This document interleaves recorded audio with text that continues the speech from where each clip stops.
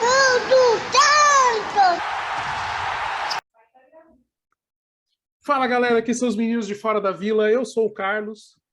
Eu sou Danilo Rattori e sejam muito bem-vindos a mais um vídeo aí do nosso canal, o Meninos de Fora da Vila, trazendo um especial, né? A gente teve um jogo difícil no fim de semana e aí sempre vem aquela questão, né? Como que será que o time vai melhorar? Será que se a gente conseguir escapar do rebaixamento, a gente consegue melhorar o time para o ano que vem? E a grande pergunta que a gente faz é como fazer isso sem dinheiro? Porque é um pouco da questão do Santos. É muito clara que a política dessa nova gestão, né, dessa gestão do Rueda, é não gastar dinheiro, é fechar a casinha, financeiramente falando, e não partir para cima de nenhum investimento muito grande. E aí, volta e meia, a galera fala, assim, né, a torcida fala, mas, pô, o Corinthians aí contratou 4 caras e já está na Libertadores. Como que esse processo se faz é que é a grande questão. E hoje nós trouxemos aqui um especialista, que é sempre um prazer nosso quando nós podemos contar com pessoas que realmente sabem do que estão falando, ao contrário da gente que volta e meia só chutamos mesmo as coisas. Então, estamos aqui com Adolfo Erck Júnior, espero que eu tenha dito corretamente, que é do Inter Academy, acredito eu, e é o analista de inteligência. É muito interessante porque o nosso no caso do Santos, último analista de inteligência, que era o Bebeto Sautier, foi demitido muito recentemente. Ele foi demitido aí no dia 2 de novembro, mais ou menos, aí no feriado. E muita gente que viu a notícia nem sabe direito o que ele faz. Então, muito boa noite, Adolfo. Seja muito bem-vindo aqui ao canal. E se apresente e fale um pouco sobre o que é que o coordenador de departamento de análise, inteligência e scout do clube faz. Boa noite, Danilo. Boa noite, Carlos. Um prazer estar aqui com vocês. Obrigado pelo convite. É sempre legal debater futebol de uma forma com que as pessoas entendam todos os processos e todos os meandros, né, que faz parte de um time de futebol. A gente começa falando, né, pela questão... Bom, deixa eu me apresentar melhor, né? Então, atualmente, eu atuo na Inter Academy Pinhais, que é uma escolinha de futebol. Eu estou aí no último ano de educação física e conheci o Carlos Eduardo, né, o Carlos Duque, no time americano, onde a gente atuava junto. Ele era um dos técnicos, né, ele era também um dirigente, eu era coordenador dos times de especialistas. E lá, algumas vezes, né, o head coach na época e algumas pessoas acabavam falando que o time de especialistas do Moon Rollers, né, que era o time de futebol americano, não era bom. Eu falei, tá, não é bom baseado no quê? Né? E aí eu comecei a fazer algumas estatísticas do time, né, desse time de especialistas. E aí a gente acabou descobrindo que, na verdade, o time não era o melhor time de especialistas, mas que dentro daquilo que era colocado como meta, eles conseguiam produzir aquilo que era exigido como desempenho. E foi ali que eu comecei a estudar análise de desempenho. Depois eu acabei saindo do time de futebol americano devido à questão de me dedicar realmente aos estudos de educação física, que é a minha segunda formação. E aí, por conta da minha primeira formação ser negócios, eu já atuava como indicadores de desempenho, que é a grande chave para tudo isso, né? Então, a análise de desempenho e o scout dentro do futebol nada mais é do que as métricas e do que os dados e as metas que você quer que o time atinja esportivamente, aí falando da análise de desempenho, e o scout, que a gente ouve tanto falar na TV, nada mais é do que as métricas que você usa para escolher os jogadores que você considera adequado para o teu modelo de jogo. Então, quais que são os jogadores que se encaixam no modelo de jogo do técnico ou do modelo de jogo, se o time tiver um modelo de jogo já existente.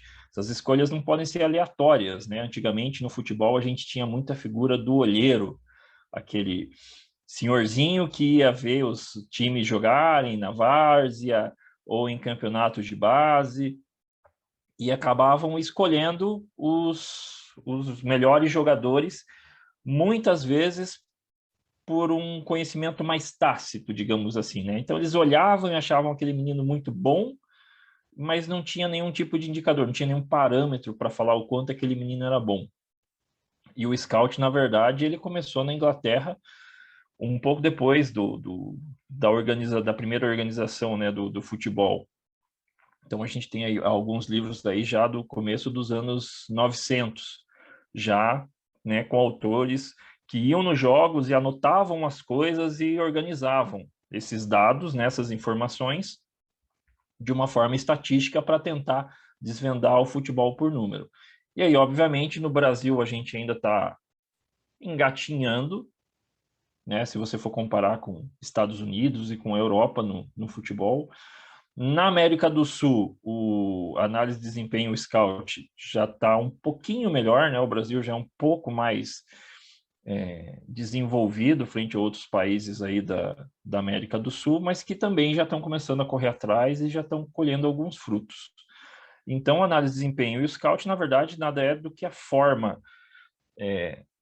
não é só a matemática, né? Mas é uma ferramenta de indicadores que esportivamente vão dar auxílio tanto para a comissão técnica do time de futebol, para escolher as melhores formas de montar um modelo de jogo, e aí, de repente, para o gerente de futebol, para o coordenador de futebol, seja qual a nomenclatura do cargo, para escolher os melhores jogadores para aquele modelo de jogo e para que você não acabe contratando aí alguém por milhões, como a gente vê de vez em quando nos times de futebol, e que o cara não produz nada. Então, às vezes, o cara não é ruim, mas é o modelo de jogo, né? O cara não se enquadra naquele modelo de jogo. Ou, às vezes, o cara não era tão bom, às vezes fazia alguns lances mais plásticos e o restante do time onde ele estava antigamente acabava fazendo com que ele se destacasse. Só que você muda ele num contexto onde ele tem que ter outros papéis, né? Outras funções, como a gente fala, e aí ele não rende. Então, o principal objetivo, né, do scout é buscar de uma forma mais científica, digamos assim, os jogadores para as posições, e já a análise de desempenho, que é uma outra vertente desse mundo de análise de dados, né, aí faz parte da análise do time, do modelo de jogo do time e das estratégias que o time tem que adotar para acabar vencendo jogos e aí sendo campeão nos torneios aí que ele venha disputar. Nossa, eu ia até te interromper, mas me deu uma tosse, assim, naquela hora que você estava falando de o jogador, às vezes, ter uns lances mais plásticos, tipo, o Denilson, meio, sabe? Deu uma enroscada aqui, assim. Mas, assim, gostei bastante do que você explicou. Para mim já está claro, sabe? Tipo, o trabalho realizado, o que é feito de modo geral, então a gente já tem noção dos campos em que se trabalha, quais são os objetivos. Pegando assim pela análise de desempenho, eu gostei que você falou bastante da questão de modelo de jogo, porque o Santos ele tem um conflito, né? Tipo, existe a tal da filosofia do jogo ofensivo, o jogo para frente, o jogo para cima, que explora individualidade, mas isso fica como uma filosofia histórica, assim, né, do time. E a gente, às vezes, dentro de campo, a gente não consegue ver modelos, até porque a mudança de treinadores é muito absurda e a gente não consegue ver padrão, né? Então, assim, entra um treinador que tem um estilo, sai, entra outro que é diferente, sai, daí entra mais um que é diferente, sai. E os jogadores às vezes não conseguem se adaptar porque é um processo muito rápido, né? O cara tá no meio, aquele negócio de trocar o pneu com o carro andando é o que acontece muito no futebol brasileiro, né? O tempo todo trocando de treinador, os caras têm que assimilar coisas rápidas e às vezes o cara que faz o simples bem feito acaba se sobressaindo, às vezes até sobre um cara que pode ter muito mais conhecimento, ter ideias inovadoras, mas que não tem o tempo necessário para desenvolvê-las. E eu vejo muito isso, é que o momento atual do Santos também colabora, né? A gente está com 3 técnicos aí no ano oficiais e mais alguns auxiliares que treinaram o time em situações, mais o auxiliar fixo do time que também treinou, então é bem complexo nesse sentido. Mas isso é uma coisa que ajuda a explicar, por exemplo, aqui para o torcedor santista, por que com o Cuca o Marinho estava jogando tão bem e depois da saída do Cuca o Marinho não acertou mais, né? Porque era um modelo de jogo que proporcionava ao Marinho certas situações em que ele podia usar a habilidade dele no 1 contra 1. Basicamente, maioria das vezes, situações de contra-ataque em velocidade, onde ele poderia sobressair. Um modelo de jogo que acabou funcionando muito bem para o Santos. E depois da saída do Cuca, a gente não teve nenhum treinador que adotou esse modelo, né, de vamos ficar aqui atrás e na velocidade a gente tenta resolver. A gente tem alguns momentos do jogo que acontece um lance ou outro, mas não é um modelo de jogo baseado para isso acontecer, como acontecia bastante com o Cuca. A gente tinha muita velocidade. Nossa, o Lucas Braga, quando entrou, parecia que ia ser um monstro, assim, e ele era o reserva do Soteldo, que era um monstrinho que a gente tinha no time, mas isso favorecia muito a habilidade. Então, toda essa questão de modelo de jogo para você trazer um jogador, como disse o Adolfo, antigamente o cara trazia um jogador porque ele falava: não, esse é bom e eu tenho dinheiro para pagar, vou trazer e colocar no meu time. O cara vai entrar aqui e é o técnico que se vire. E hoje, não necessariamente você faz esse tipo de aposta. Muitas vezes você fala: não, o cara é bom, eu consigo pagar, só que ele não vai se encaixar no que o futebol que a gente está jogando hoje, com o técnico que a gente está jogando hoje. Então eu abro mão desse jogador para ir atrás de um que tem as características mais semelhantes ao que eu busco. Por exemplo, Paulo Henrique Ganso jogando com o Fernando Diniz. O estilo do Fernando Diniz de toque de bola em inversões que precisam acontecer dentro de campo, o Ganso, que tem uma qualidade de passe, ele pode sobressair, desde que ele chame o jogo para ele, apareça no jogo. Porém, em outros modelos de jogo, ele é o Ganso que todo mundo está acostumado a ver. É o cara que está lá e você nem sabe que o cara está no elenco, muitas vezes. Às vezes o cara vai entrar e você fala: nossa, o Ganso estava nesse time, não acredito. Sabe? Tipo, eu nem lembrava que o cara estava lá, porque ele já não consegue desempenhar. Então, isso faz muita diferença, torcedor, para o sentido de qual que é o modelo de jogo que o Santos tem hoje. Eu não, de verdade, assim, eu entendo que o Carille tem as convicções dele, tem a característica, ele está fazendo uma adaptação para jogar com 3 zagueiros no Santos, que era uma coisa que ele não fazia e que deu uma certa estabilidade para o time. A gente pode questionar que em alguns momentos parece que não encaixa, mas em vários outros a gente não tomou gol, a gente teve desempenhos competitivos, ganhamos alguns jogos importantes jogando com 3 zagueiros. Então, cada técnico tem seu estilo, cada jogador vai desempenhar num estilo ou no outro. Tem jogador que vai se dar bem em qualquer um, tem jogador que não vai funcionar. Zagueiro, por exemplo, você jogar com 3 zagueiros e de repente você ter um zagueiro mais lento na sobra, talvez o cara saia bem. Por quê? Porque ele não fica tão exposto.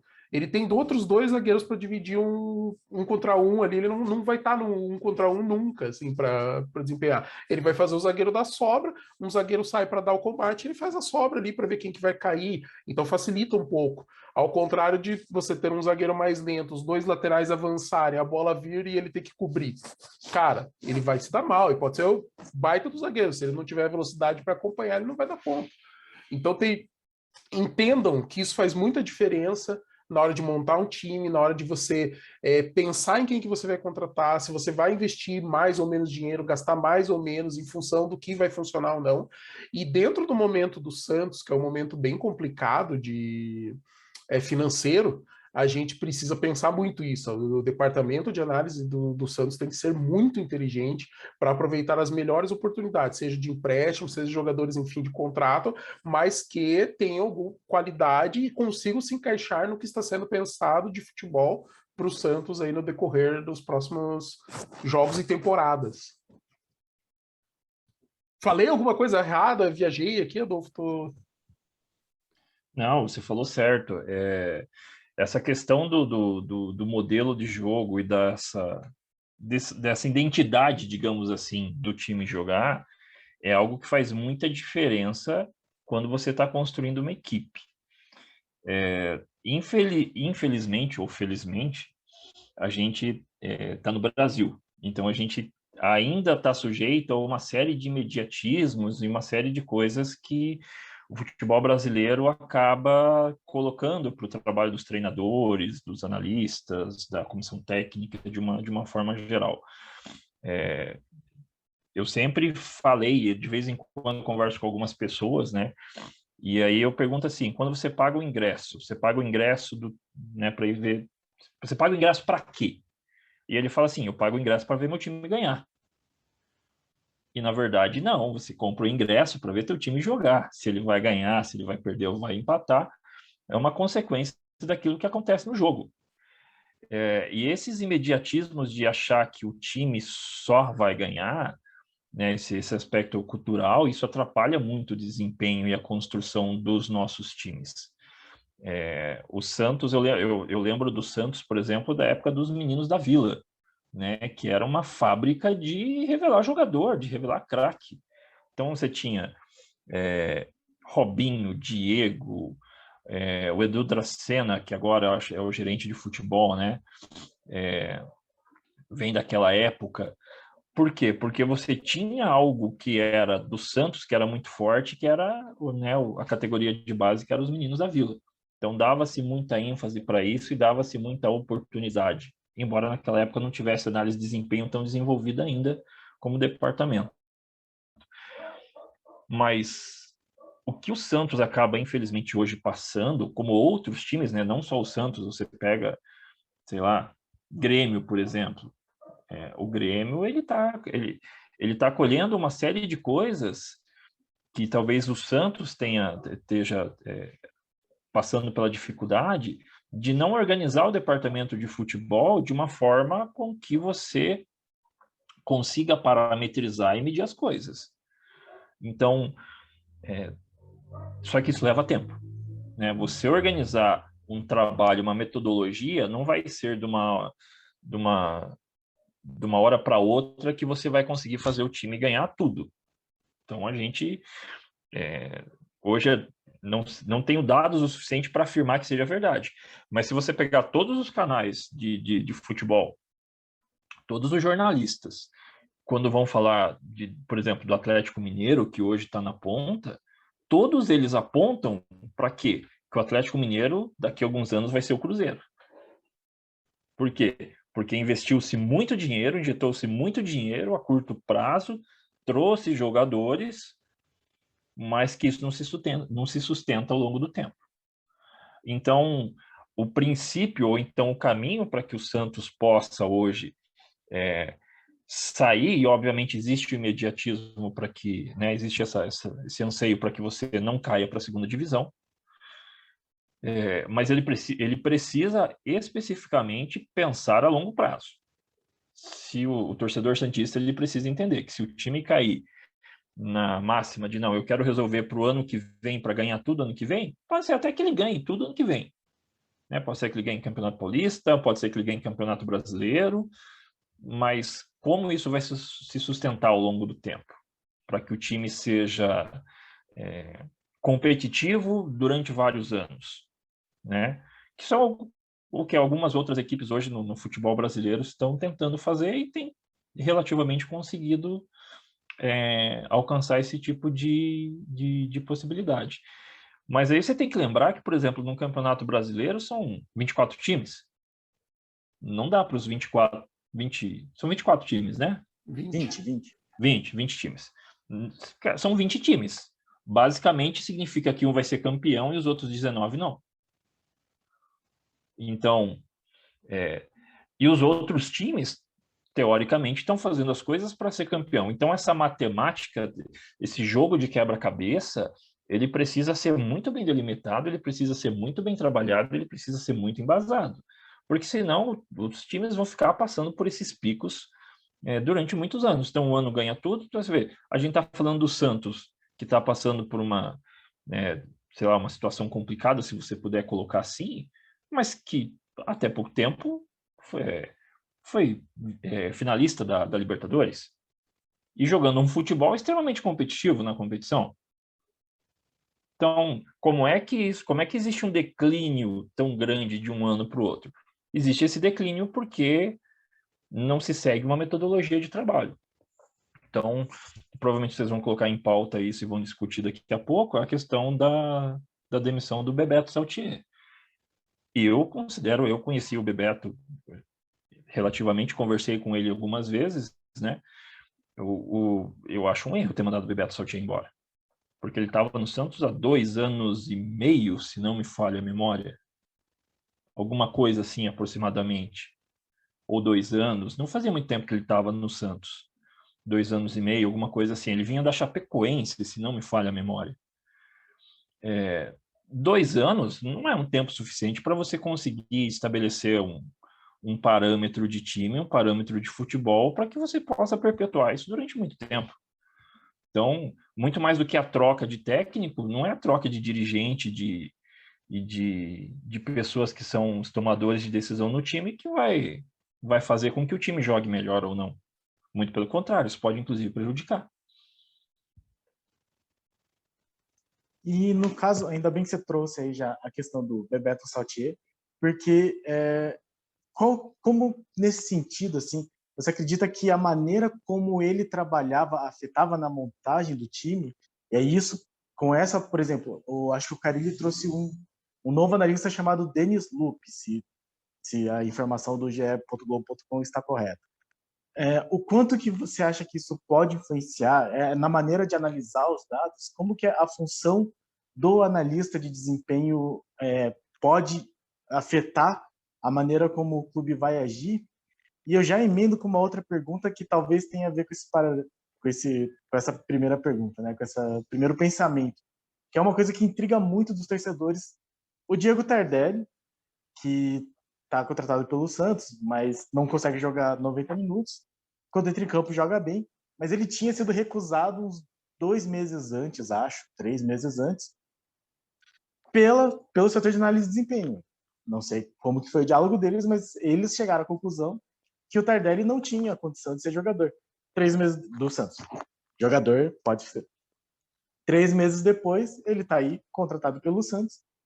E muitos dos torcedores, inclusive, e eu vou me incluir, assim, que também não achava que ele não ia render muito, já queimaram a língua, consideram assim, de língua queimada, porque consideram que ele está, assim, demonstrando um bom futebol, apesar do pouco tempo em campo. Inclusive, o contrato dele foi chamado o contrato por produtividade. Então, eu queria que você discutisse um pouco essas questões, né?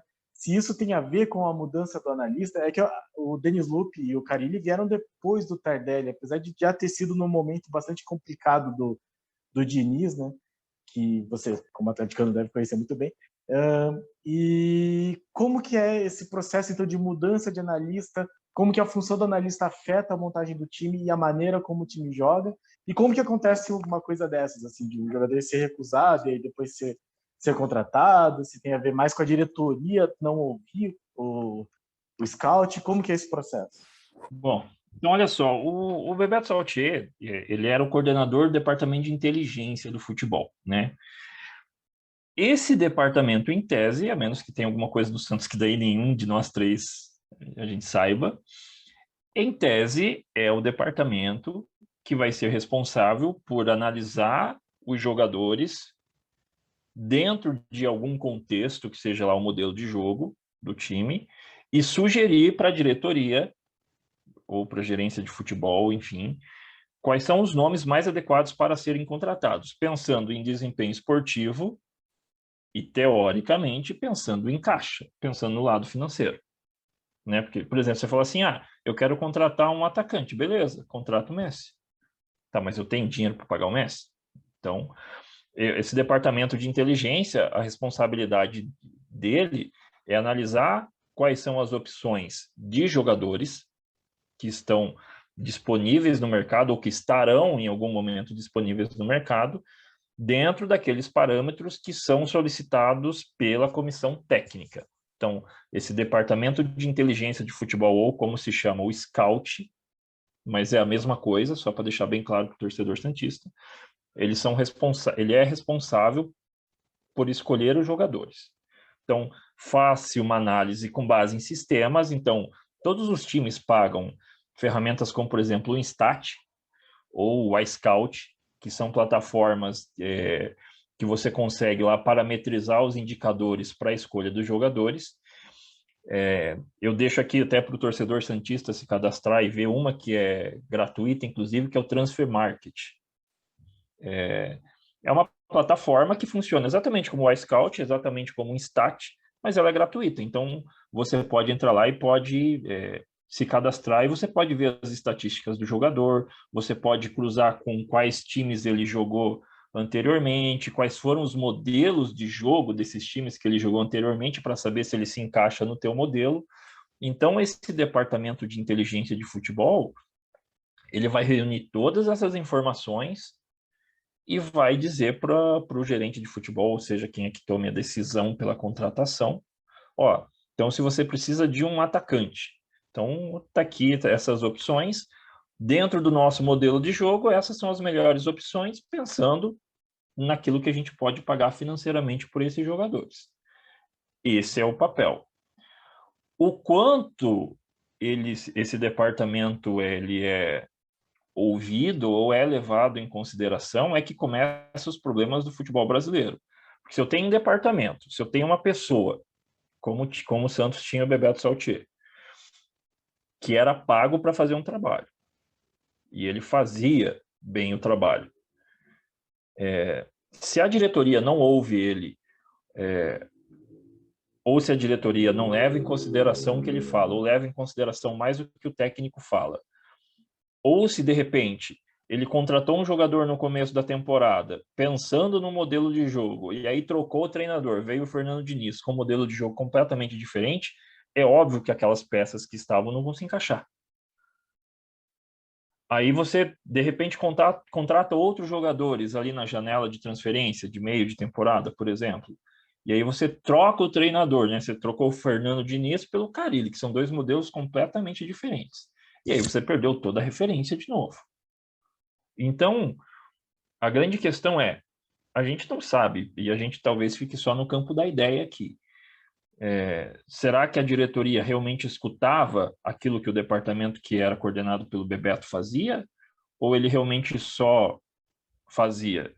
E acreditem, conheço várias pessoas que trabalharam e trabalham, que já me relataram que montava o relatório, chegava o treinador, montava o relatório e entregava para o gerente de futebol um relatório com dados, com todo esse trabalho um pouquinho mais técnico, como né, eu relatei anteriormente, e o cara falava, não, eu quero jogador tal. Peraí, então, por que você paga? Alguém tem um departamento de inteligência se você não ouve a pessoa, né? Então, qual que é a razão disso? O analista de desempenho que vai atuar na comissão técnica, ele tem um papel um pouco diferente. Ele vai analisar o jogo. Então, ele vai analisar se aqueles jogadores que já estão no plantel, se eles estão rendendo bem. Ou se precisa trocar, fazer uma substituição no âmbito do jogo. Ele, teoricamente, ele vai suprir o trabalho desse departamento de inteligência. Mas é o departamento de inteligência que vai propor os nomes dentro de indicadores e dentro de métricas que lhe foram colocadas. Agora, se ninguém ouve esse departamento, se ninguém dá valor para o departamento, ou se você muda de técnico 2, 3 vezes na temporada, você não vai conseguir ter um trabalho de qualidade. Você não vai conseguir fazer com que isso aconteça. Isso não é só uma coisa do Santos. Né? Isso não é. Você vê vários times, inclusive de fora, que tem esse mesmo problema. Então você pega alguns casos de sucesso recentes lá fora. Você tem, por exemplo, o City, o De Bruyne. O De Bruyne ele eliminou a figura do empresário e negociou a renovação de contrato dele com o City somente com base em dados. Então, ele tem uma equipe de scouts que ele mesmo paga para fazer os números dele dentro do jogo e foi com base naquilo que ele negociou o contrato dele. Então, você tem vários casos que mostram, né, o quanto esse trabalho ele pode ser, sim, produtivo no contexto do futebol, desde que ele seja ouvido.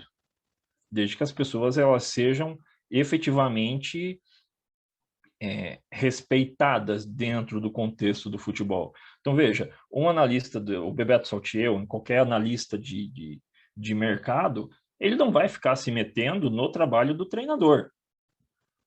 Então, ele não vai falar para o treinador, coloque esse para jogar, não coloque.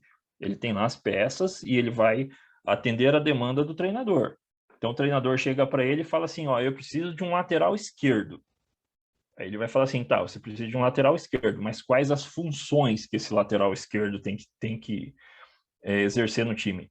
Ele é mais defensivo? Você precisa de um lateral esquerdo que dê mais posse de bola? Ele tem que apoiar mais a defesa? Ele vai ter que ser mais agudo? Você precisa de um lateral esquerdo, por exemplo, que saiba bater falta? Então, qual é a função que esse jogador... A gente discute muito posição ainda. mas a gente esquece que o jogador ele precisa entender, e o técnico precisa entender, qual é a função efetivamente daquele jogador. E aí o departamento de inteligência de futebol vai entregar aquilo. Agora, cabe aí uma série de outros fatores. A comissão técnica tem que fazer aquele jogador render e tem que colocar ele para jogar, tem que estar disposto a ouvir. A gente tem vários casos no futebol brasileiro de comissões técnicas que não gostam do departamento de scout ou análise de dados, né, e que brigam e que medem força, né, por qualquer motivo institucional que seja. Então é uma engrenagem muito complicada. Infelizmente, o futebol brasileiro ainda não consegue fazer esse departamento de análise de inteligência de futebol, de scout, seja qual nome você der para esse departamento, e até mesmo os próprios analistas de desempenho, que daí tem um aspecto mais tático dentro da comissão, não consegue fazer eles trabalharem, né? Não dão nem ferramentas para que esses profissionais possam desempenhar aí a sua função. Eu acho até que dentro assim, do contexto do Tardelli, ali, dentro do Santos, essa questão que o Danilo pôs, que eu achei espetacular, porque realmente é uma coisa que me inculcou na época, assim, né? O Santos disse não e falou assim, não queremos, porque a notícia era que o Tardelli foi oferecido para o Santos e o Santos recusou. O departamento de análise fez as suas análises, viu que tinha que ser medido. Eu acredito que eles pensaram quantos minutos ele jogou nos últimos tempos, o valor de contrato, o quanto que ele ainda estava conseguindo entregar, se estava em alto nível, não estava, se ia ser mais um peso do que necessariamente um fator decisivo. E daí, no fim das contas, foi avaliado que não valia a pena. Beleza, ponto. E aí, passado um tempo, o Santos começou a fazer algumas contratações. E foi a época que o Santos começou a registrar jogador que pôde pegar emprestado, né? Caiu o transfer ban e tal. Então, vamos contratar, vamos trazer reforço, porque a torcida estava cobrando e a gente sentia que o time precisava também, porque o time era muito curto. A gente tinha um esboço de equipe titular e não tinha muita opção na reserva. E com os jogadores que chegaram, a gente começou a ter opção, né? O Marcos Guilherme entrou bem logo que chegou, a gente tinha uma opção de lateral esquerdo que antes a gente não tinha. Então, aos pouquinhos, o Camacho chegou e foi muito bem no começo também. Então, assim, eu acho que pelo modelo do contrato de produtividade, né, e assim, explicando para quem não conhece, o contrato de produtividade basicamente diz o seguinte: você precisa cumprir certos pré-requisitos para poder receber. Você não recebe o normal, assim, digamos assim, o meu contrato é 100 mil por mês, jogando ou não jogando, eu ganho 100 mil por mês. Não, você tem um valor fixo que deve ser baixo, para o mundo do futebol, claro, né, não baixo para a realidade normal do ser humano médio brasileiro.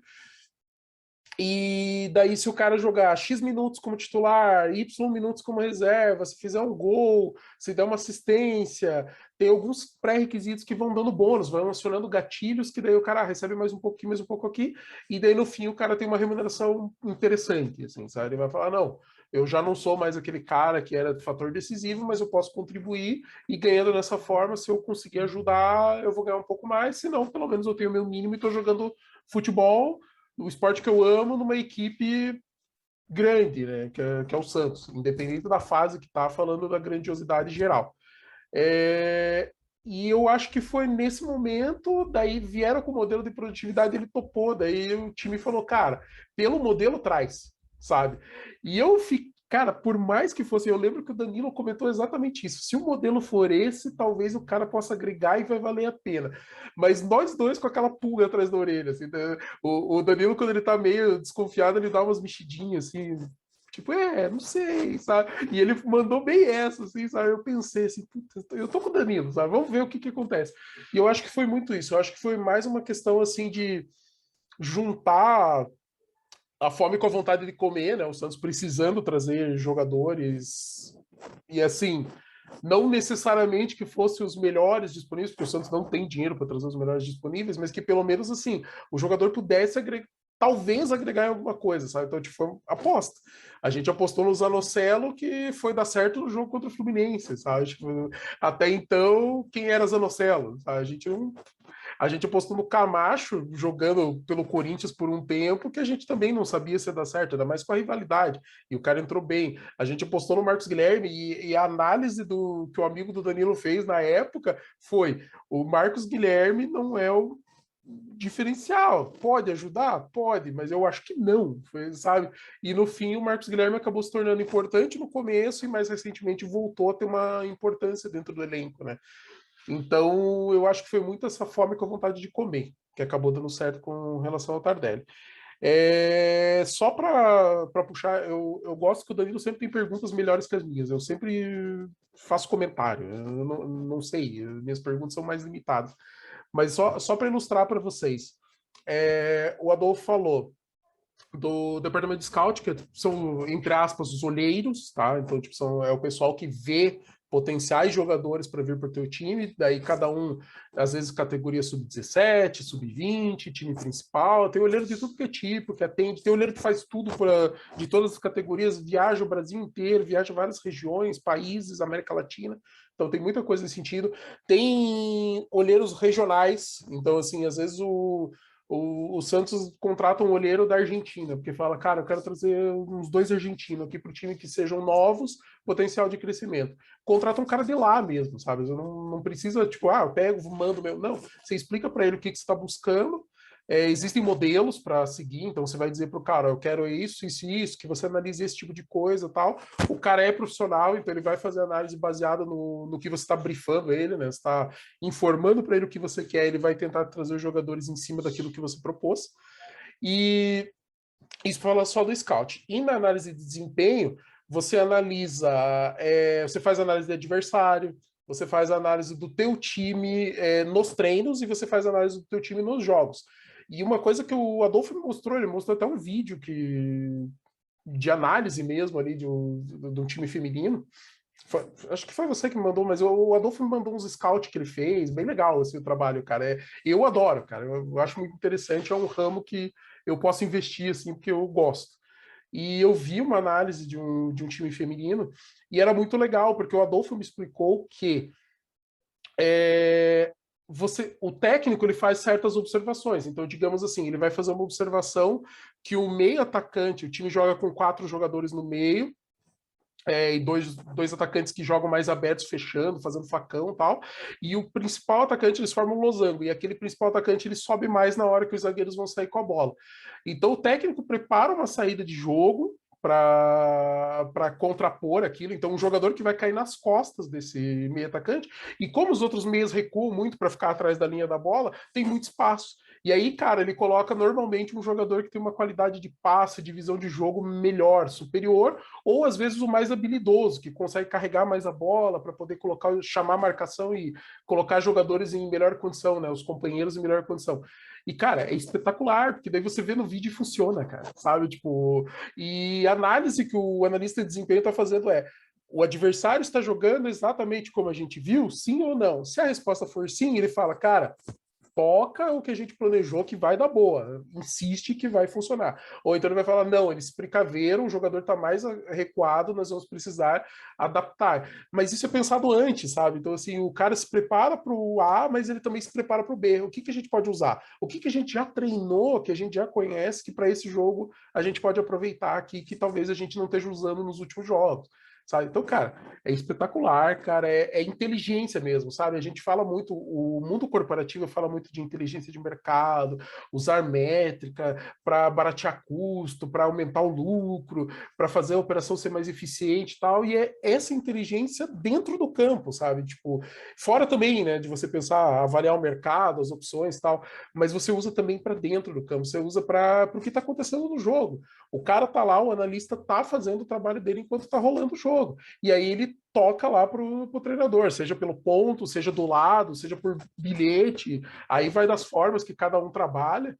E ele fala, treinador, o que a gente preparou hoje vai dar boa, tá funcionando, eles estão no mesmo desenho. Então ele vai falar, não, treinador, não tá legal, eles mudaram, vamos tentar isso aqui. E sugere pro treinador, sabe? Tipo, ele tem essa abertura. Se o treinador vai acatar ou não, é outra história. Se o treinador dá essa possibilidade, porque o treinador também pode falar, não, cara, eu vou fazer do meu jeito, eu vi um negócio e também vai muito. Às vezes o treinador conhece muito e você só dá um toque para ele, ele já sabe o que ele vai fazer com aquela informação. Outros não, outros precisam do suporte, precisa que você cante para ele, cara, vamos tentar isso aqui. E o cara, se ele estiver disposto, ele vai falar, vamos, sabe? Então, é lógico que ele não vai desestruturar o time, ele não vai mudar o que foi treinado, porque ele não é nem o louco que quer pedir para ser uma tragédia. Mas ele, pelo menos, vai falar, não, para essa situação específica eu posso tentar tal coisa, porque a gente já treinou, o time sabe como fazer, eu só vou precisar, tipo, que eles lembrem agora, porque senão vai dar ruim, a gente não vai conseguir sair com a bola, a gente não vai conseguir furar a defesa adversária, enfim, para ameaça específica. Então, cara, eu acho um trabalho espetacular. Eu concordo com o Adolfo que precisa de tempo, não é uma coisa que você faz em curto prazo, e é uma coisa que talvez nem em médio, galera. Talvez tem que ser cultural, longo prazo, trabalho assim de você falar, tá bom, nossos objetivos são quais? Esse. Eu lembro uma época, cara, que o Internacional de Porto Alegre, eles tinham, era um foco em vender talentos. E o foco deles era qual que é o principal jogador que a gente mais tem sentido falta e que mais vale no mercado. E era o centroavante. Naquela época era o centroavante. Hoje a gente já nem joga mais com centroavante, tem time que não precisa, falso 9, às vezes um jogador mais móvel, tal, mas naquela época era. E o Inter montou uma escola de atacantes nas categorias de base. E vendeu, acho que uns 3 ou 4 centroavantes seguidos por milhões de dólares e euros para a Europa. E os caras, assim, sabe, é estratégia. É você usar a inteligência, você está usando o teu core, né, o teu foco do negócio, que é formação de atletas para o time principal e para fazer dinheiro, e às vezes o cara nem estreava no time principal porque o objetivo era aquele mesmo, ele estava sendo treinado para ser um atacante que ia ser vendido por milhões e era. Então atingiu o objetivo, bacana, boa sorte para você, tudo certo. E vocês conseguem entender, assim, tipo, o peso disso, de você pensar até, tipo, o campo influenciando na estratégia de negócios do time?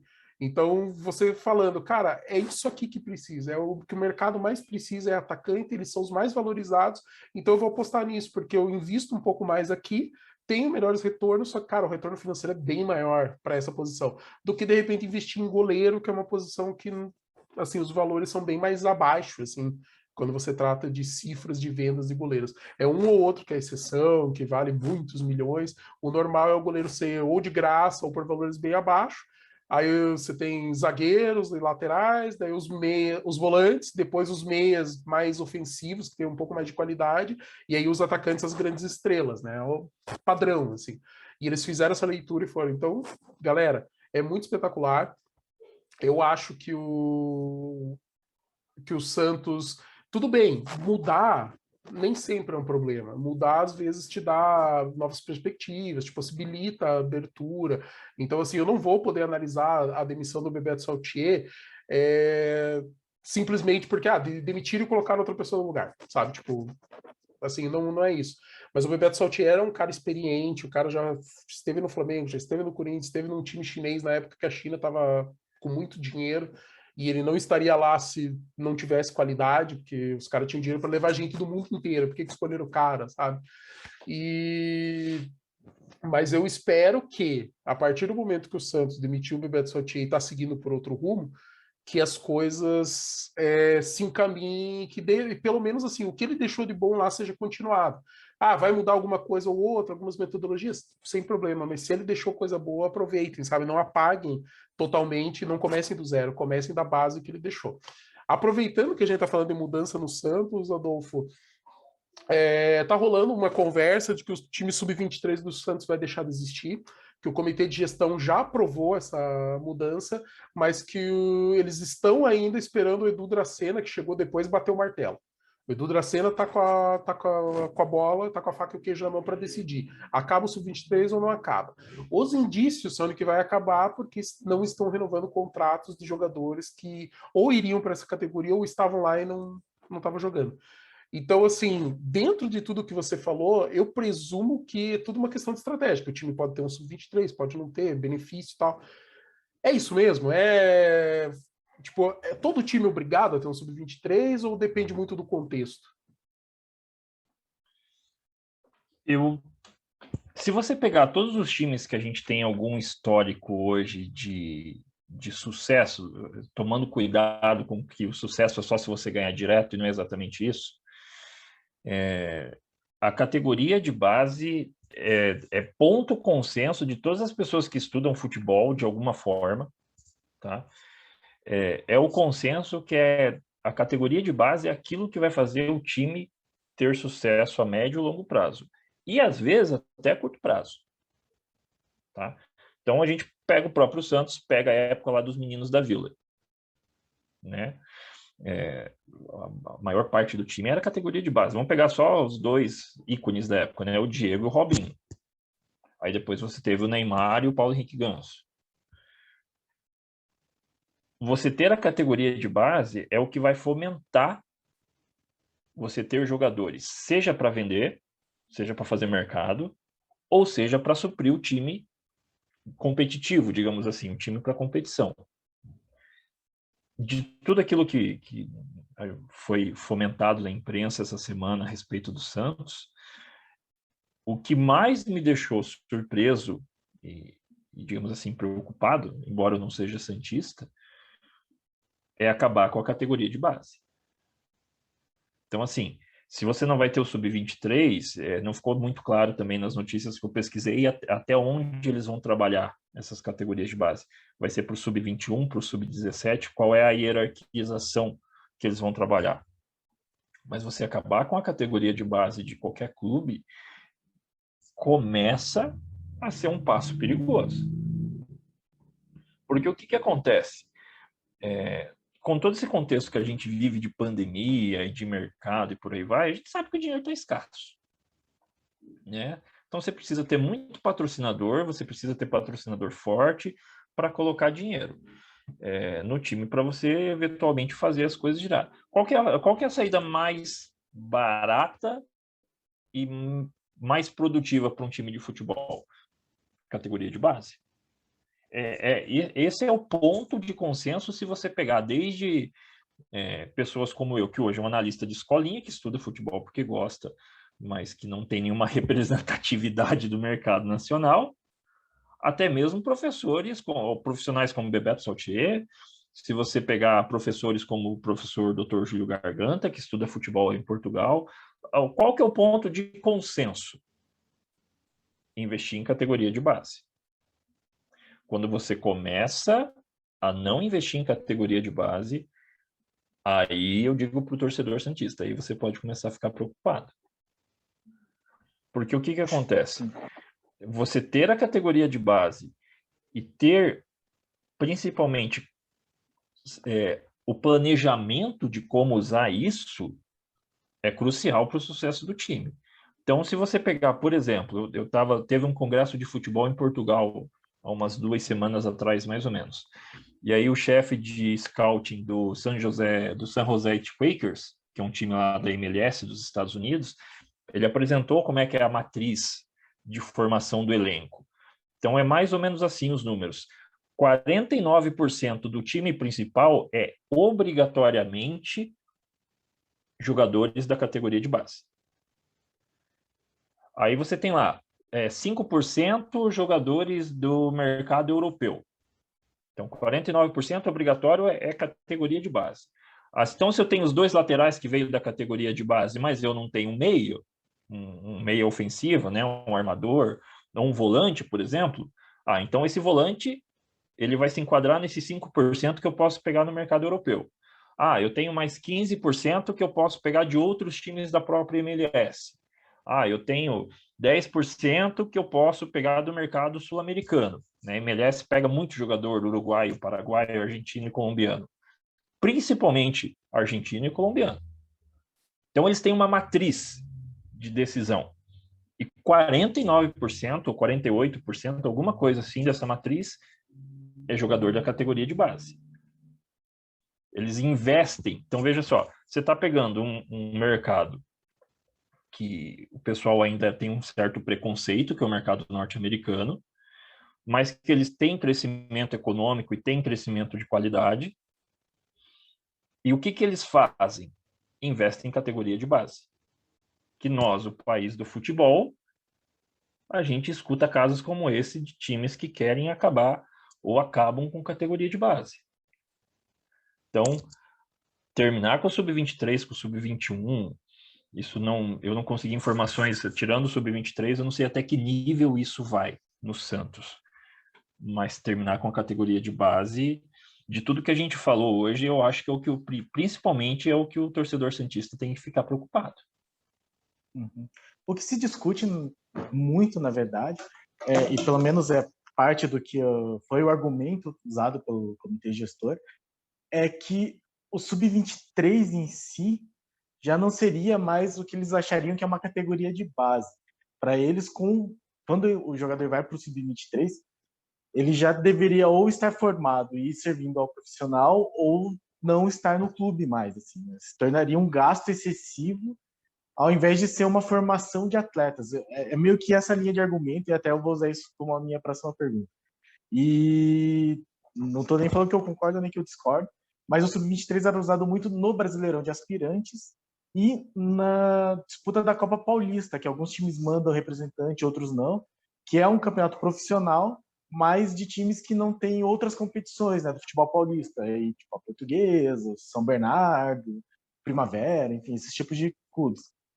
E aí, do que eu entendi, assim, é por isso que eu não estou nesse modo pânico acionado, porque parece que a categoria de base, pelo menos até o sub-20, que está disputando o Campeonato Paulista, segue, talvez até com mais recurso que eu queria para o sub-23. E aí esse time, que é um pouco como um Santos B, ao invés de ser uma categoria de base mesmo, ele deixaria de existir. E aí eu vou juntar com uma outra informação aqui, já meio que terminando, assim, já deixando o convite para um outro vídeo, porque eu sei que tem muito assunto. O Santos, ele acabou, nesse rolê de acabar com o Sub-23, fez uma parceria, eu não sei se você chegou a ouvir falar, com uma plataforma de captação de atletas, que é a Dreamstock, a DS Football. Não sei exatamente como que funciona, que tem vários atletas cadastrados e muitos clubes parceiros, assim.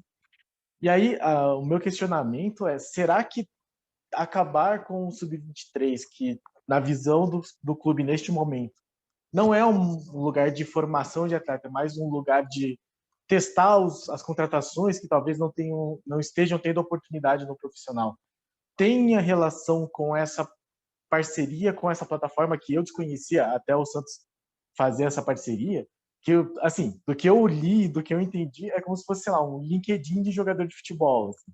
Você cadastra lá o seu currículo, né? Os clubes cadastram os currículos, dizem lá, um lateral com tantos anos, jogou em tais lugares, tantos jogos, tantos gols, tantas informações.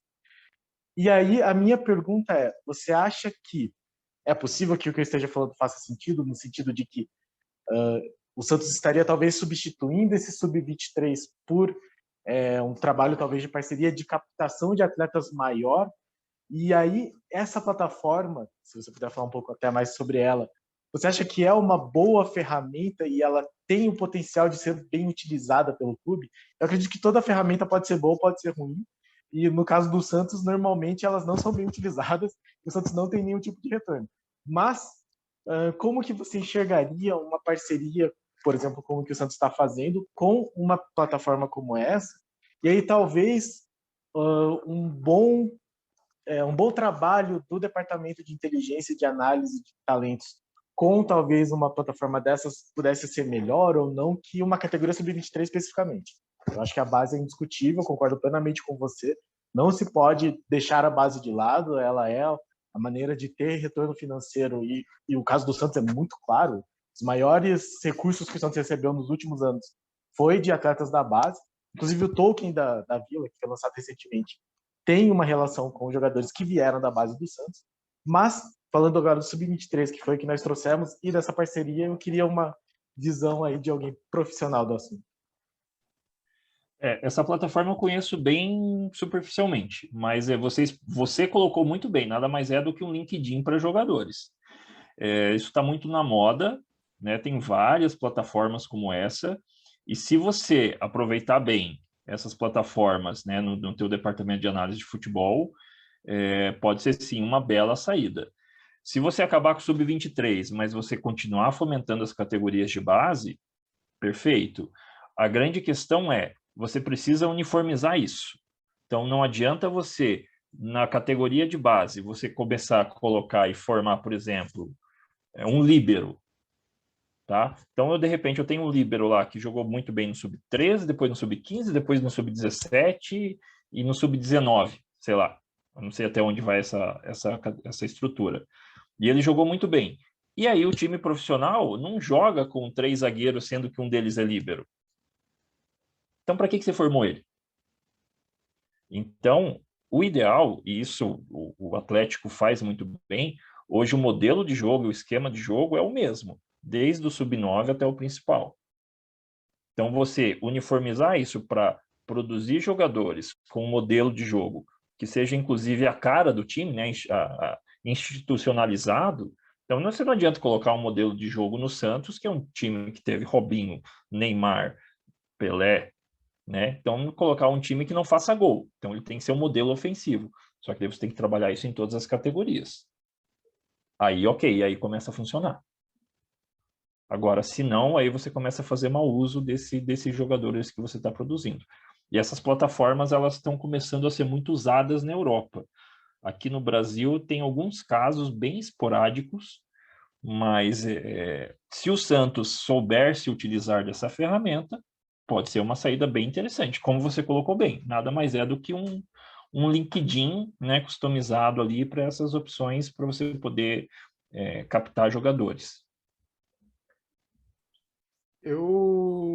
Assim, cara, eu tenho mais um monte de assunto para comentar, eu tenho mais um monte de pergunta para a gente fazer, mas eu acho que, assim, a gente falou, conseguiu explicar, acredito que decentemente, do que se trata os departamentos de inteligência e análise, e conseguimos falar a respeito da demissão do coordenador, que era o Bebeto Sautier, com a chegada do Edu Dracena, né? Então é uma das primeiras coisas que o Edu Dracena fez aí no seu novo cargo aí no time do Santos.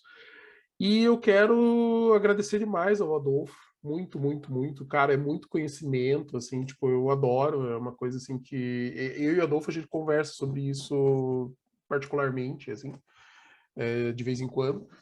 E quero te convidar para vir mais vezes, Adolfo. Quando a gente tiver mais alguma pauta relacionada, talvez quando a gente tiver certeza aí se vai acabar com o Sub-23 ou não vai, quais jogadores que vão ser aproveitados no elenco, porque daí a gente pode fazer uma análise minha e do Danilo, quem que vai funcionar ou não vai aí no time profissional dentro do modelo que tiver na época. Então, cara, portas abertas. Muito obrigado, Adolfo, e para todos aí que estão acompanhando a gente, um grande abraço. Não, e eu já deixo aqui o convite para o Adolfo. Certamente nós iremos convidá-lo para o nosso futuro vídeo sobre Moneyball, que está aí o intervalo aí, a nossa pós-temporada está chegando, esperamos que com o Santos na Série A no 2022. Vamos precisar de pauta e eu já estou vendo que o Moneyball vai ser excelente para aquele fim do ano.